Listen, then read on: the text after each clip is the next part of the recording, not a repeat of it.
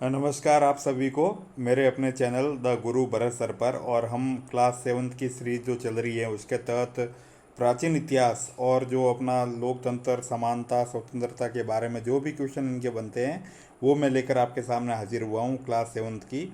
उसमें से हम ये पहला क्वेश्चन लेते हैं कि मध्याह्न भोजन की व्यवस्था की योजना सर्वप्रथम किस राज्य में प्रारंभ की गई थी। कहने का मतलब एमडीएम योजना सबसे पहले किस राज्य में लागू की गई थी। तो ध्यान रखना इसका सही आंसर होगा तमिलनाडु। ठीक है ना, इसका सही आंसर होगा तमिलनाडु, फर्स्ट ऑप्शन। तो क्वेश्चन नंबर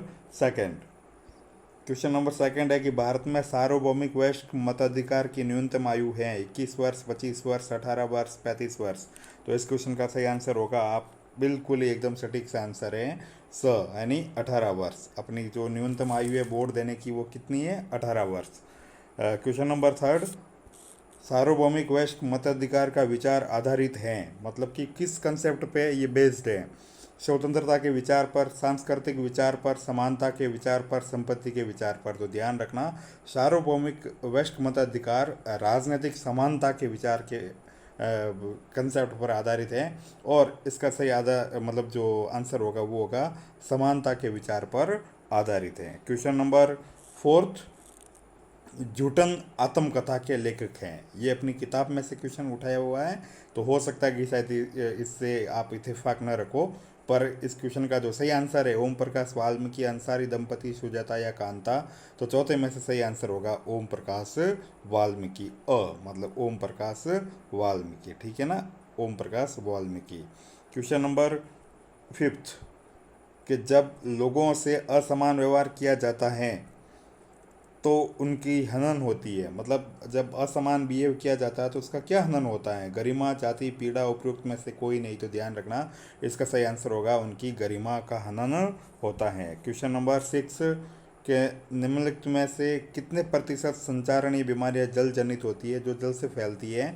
11%, 21%, 31%, 41%। तो क्वेश्चन नंबर सिक्स का सही आंसर होगा 21%। ठीक है ना, 21% बीमारियां हैं वो जल के द्वारा संचारित होती हैं। क्वेश्चन नंबर सेवन, सार्वजनिक स्वास्थ्य सेवाएं कौन चलाता है। सरकार, निजी संस्थाएं, निजी चिकित्सक, उपयुक्त में से कोई नहीं। तो ध्यान रखना, सार्वजनिक स्वास्थ्य सेवाएं सरकार के द्वारा रनिंग होती है या सरकार के द्वारा फंडिंग होती है। मतलब क्वेश्चन नंबर एट, सरकार की ये जिम्मेदारी है कि वह अच्छी स्वास्थ्य सेवाएं प्रदान करे अति विशिष्ट व्यक्तियों को, यानी वीआईपी को, अमीरों को, गरीबों को, सभी नागरिकों को। तो ध्यान रखना, सरकार की ये जिम्मेदारी है कि वो सभी नागरिकों को अच्छी स्वास्थ्य सेवाएं और सुविधाएं प्रदान करे। क्वेश्चन नंबर नाइन, दवाइयाँ बेची जाती है। बिल्कुल इजी सा आंसर है, इसलिए इस पर टाइम जाया ना करते हुए सही आंसर बता देता हूँ, मेडिकल स्टोर पर। इसका सही आंसर कहाँ है भाई, मेडिकल, यानी दवाइयों की दुकान पर दवाइयाँ मिलेगी। क्वेश्चन नंबर टेंथ, निम्नलिखित में से किस पर हमारा अच्छा स्वास्थ्य निर्भर करता है। पौष्टिक भोजन, प्रदूषित रहित वातावरण, साफ पीने का पानी या उपयुक्त सभी। तो ध्यान रखना, इसका सही आंसर होगा उपयुक्त सभी पर हमारा अच्छा स्वास्थ्य निर्भर करता है। क्वेश्चन नंबर 11, कि एक राजनीतिक दल जिसके विधायक आधे से अधिक निर्वाचन क्षेत्रों से विजयी हुए हैं कहलाता है। मतलब जिसके आधे से 50% से ज़्यादा विजेता हो गए हैं, मतलब सीटें जीत ली है, तो वो बहुमत प्राप्त दल, अल्पमत दल, प्रमुख राजनीतिक दल या विपक्षी दल। तो ध्यान रखना, 11वें का सही आंसर होगा बहुमत प्राप्त दल। अब क्वेश्चन नंबर 12, राज्य के राज्यपाल की नियुक्ति करता है। तो ये एकदम देखो, ध्यान रखना, पहली चीज़ तो इस सब पे ध्यान रखना कि नियुक्ति होती है, मनोनीत नहीं होता है। ठीक है ना, ये भी ध्यान रखना आप, एक तो मनोनीत नहीं होता है, नियुक्ति होती है। और ये राष्ट्रपति के प्रसाद पर्यंत, मतलब इसका सही आंसर वैसे राष्ट्रपति है। ठीक है ना, नियुक्ति कौन करता है, राष्ट्रपति। और ये राष्ट्रपति के प्रसाद पर्यंत ही मतलब अपनी सर्विस पे या अपनी कार्यावधि इसकी होती है, लेकिन सामान्य रूप से इसकी 5 साल होती है। ये ध्यान रखना आप इसके बारे में। क्वेश्चन नंबर 12 के बाद 13, कि राज्य के लिए कानून बनाने वाली संस्था है, जो राज्य के लिए कानून बनाती है लोगों के लिए। संसद, विधानसभा, राज्यसभा, लोकसभा। तो ध्यान रखना, राज्य के लिए जो कानून बनाती है वो विधानसभा है। अगर यहाँ पे विधानमंडल ऑप्शन होता तो विधानमंडल ज़्यादा सटीक ऑप्शन होता।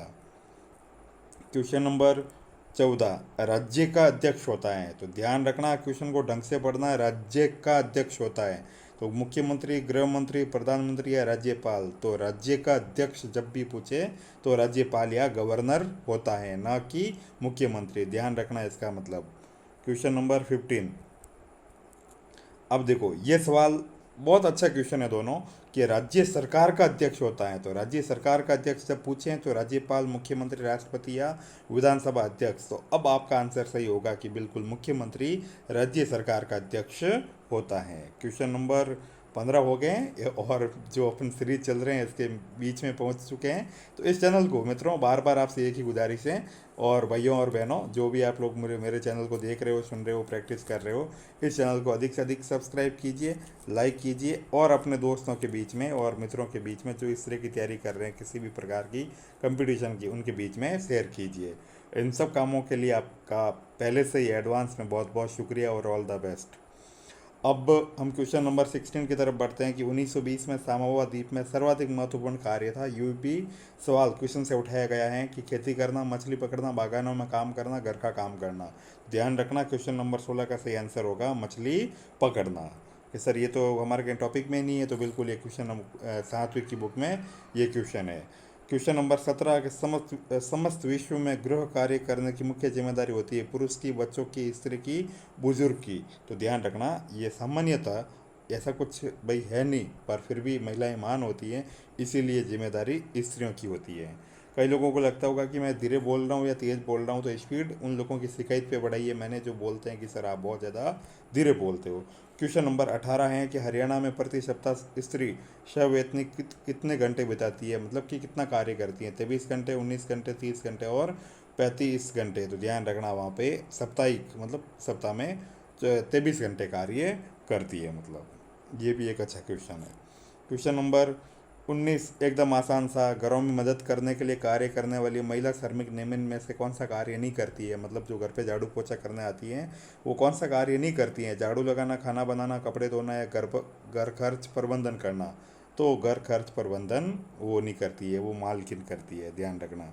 क्वेश्चन नंबर 20, भारत में आपातकाल का समय रहा 1977 से 80, 1914 से 1918, 1975 से 1977, 1980 से 1982। तो इसका सही आंसर ध्यान रखना अ होगा, लेकिन थोड़े से क्वेश्चन इसका ऊपर नीचे हो गया ना, बाकी इसका सही आंसर 1977 से 1980 का समय रहेगा, ध्यान रखना भाई, ठीक है ना। क्वेश्चन नंबर 21, निम्नलिखित में से मीडिया का अंक है टीवी, रेडियो, समाचार पत्र या उपयुक्त सभी? तो बिना कोई सोचे समझे इसका आंसर होगा उपयुक्त सभी, मतलब द। क्वेश्चन नंबर 22, कि समाचार पत्रों की आय का मुख्य स्रोत है, मतलब उनको पैसे कहाँ से मिलते हैं जो हम समाचार पत्र जो भी पढ़ते हैं, जो तो एक तो हम देते ही हैं दैनिक रूप से उनका, लेकिन उससे उनका पूरा खर्चा है वो रन नहीं हो पाता है। तो सामान्य समाचारों से, समाचार पत्र की दैनिक बिक्री से, विज्ञापन से, या उक्त में से कोई नहीं। तो ध्यान रखना इनको जो एडवर्टाइज मिलते हैं उनसे लाखों करोड़ों रुपए हैं, या जो भी कोई पत्रकार भी सुन रहा होगा कि सर इतने पैसे हमें नहीं मिलते हैं, कोई बात नहीं, जितने भी मिलते हैं वो पैसे उनको विज्ञापनों के माध्यम से या एडवर्टाइज के माध्यम से मिलते हैं। मतलब कि जब सरकार मीडिया पर नियंत्रण कर लेती है तो उससे कहते हैं आपातकाल, सेंसरशिप, संचार माध्यम की स्वतंत्रता है, और संतुलित मीडिया। तो ध्यान रखना इसको सेंसरशिप कहते हैं, वो अपने हिसाब से नियम लागू कर देती है कि कौन सी न्यूज़ प्रसारित करनी है और कौन सी नहीं करनी है, प्रसारित और प्रकाशित दोनों। लोकतंत्र में किस प्रकार के मीडिया की आवश्यकता है? सेंसर मीडिया, मास मीडिया, स्वतंत्र मीडिया या पत्र मीडिया?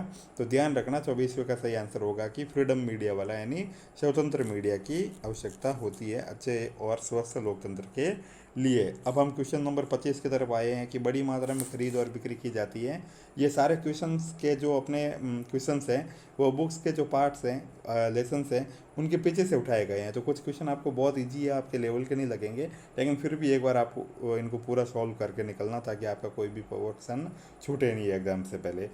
तो साप्ताहिक बाजार में, स्थानीय दुकान में, थोक बाजार में, या मॉल में? तो ध्यान रखना 25वें का सही आंसर होगा थोक बाजार में बड़ी मात्रा में खरीदारी और बिक्री की जाती है। क्वेश्चन नंबर 26, साप्ताहिक बाजारों में वस्तुएं उपलब्ध होती है सस्ते दामों पर, महंगे दामों पर, सरकार द्वारा निर्धारित दामों पर, इनमें से कोई नहीं। तो ध्यान रखना जो अपने साप्ताहिक बाजार होते हैं उनमें जो वस्तुएं उपलब्ध होती हैं वो सस्ते दामों पर उपलब्ध होती हैं, सरकार द्वारा निर्धारित दामों पर सहकारी भंडार में होती है, ध्यान रखना। क्वेश्चन नंबर 27, कि हम दवाइयाँ खरीदते हैं, तो बिना कोई टेंशन लिए, शायद ये रिपीट हुआ होगा या नहीं हुआ होगा, तब भी ध्यान रखना दवाई की दुकान से हम दवाइयाँ खरीदते हैं। क्वेश्चन नंबर 28, एक बहुमंजिला बड़ी इमारत खरीदारी करने के स्थान को कहते हैं। मतलब कहने का मतलब सवाल ऐसा है कि बड़ी सी इमारत जहाँ पे सब कुछ चीज़ें मिलती है और खरीदारी करते हैं उसको क्या कहते हैं? साप्ताहिक बाजार, स्थानीय बाजार, शॉपिंग मॉल या उपरोक्त में से कोई नहीं तो उसको शॉपिंग मॉल कहते हैं। ऐसी जगह या ऐसी बड़ी इमारत जहाँ पे दैनिक जीवन की सभी वस्तुएं एक ही जगह पर उपलब्ध हो जाएं उस जगह को शॉपिंग मॉल कहते हैं, मतलब मॉल कहते हैं। क्वेश्चन नंबर 29, उपभोक्ता अपनी आवश्यकता का सामान निम्न में से कहाँ से खरीदता है? खेत से, फैक्ट्री से, थोक बाजार से, फुटकर दुकान से। तो सामान्य रूप से एक दुकानदार एक उपभोक्ता है वो फुटकर दुकान से अपना सामान खरीदता है। मतलब क्वेश्चन नंबर 30, कि निम्न में से किससे गरीबों को परेशानी होती है? निजीकरण से, लिंग भेद से, जातिवाद से या उपरोक्त सभी से। तो ध्यान रखना गरीबों को इन सभी बातों से परेशानी होती है। क्वेश्चन नंबर 31 या 31, निम्न में से जिस चीज़ की कमी गरीबों को उनका व्यवसाय स्थापित करने में बड़ी कठिनाई पैदा करती है वह है? संसाधनों की कमी, कुशलता की कमी, समय की कमी, सांस की कमी। तो ध्यान रखना इसका जो सही आंसर होगा वो होगा संसाधनों की कमी उसको बड़ा तकलीफ देती है या बैकवर्ड रखती है। हजारों लोगों को विस्थापित किया जाता है या किया जाता है बांधों के निर्माण में या किया है, मतलब एक तरह से बांधों के निर्माण ने, अभयारण्यों के निर्माण ने, सड़कों के निर्माण ने या उपयुक्त सभी ने। तो ध्यान रखना इसका सही आंसर होगा उपयुक्त सभी कार्यों में हजारों लोगों को विस्थापित किया जाता है। अब हम क्वेश्चन नंबर 33, ये बुक का क्वेश्चन है कि तवा है एक वस्तु, एक नदी, एक पुल, एक बस्ती। तो ध्यान रखना यह एक नदी का नाम है। और आज की सीरीज का आखिरी क्वेश्चन कि तवा मत्स्य संघ है मछुआरों का, कृषकों का, पशुपालकों का और व्यापारियों का। तो ध्यान रखना ये मछुआरों का एक संघ है। अब आपसे पुनः गुजारिश और आखिरी गुजारिश कि इस चैनल को आप लोग अधिक से अधिक सब्सक्राइब कीजिए और दोस्तों के बीच में शेयर कीजिए। आप सब लोगों की तैयारी अच्छी चल रही होगी और उसी अच्छी तैयारी को कंटिन्यू बनाए रखने के लिए और रहने के लिए मेरी ओर से हार्दिक शुभकामनाएं। सुनने के लिए, समय देने के लिए भी आपका बहुत बहुत आभार, बहुत बहुत शुक्रिया। Thank you.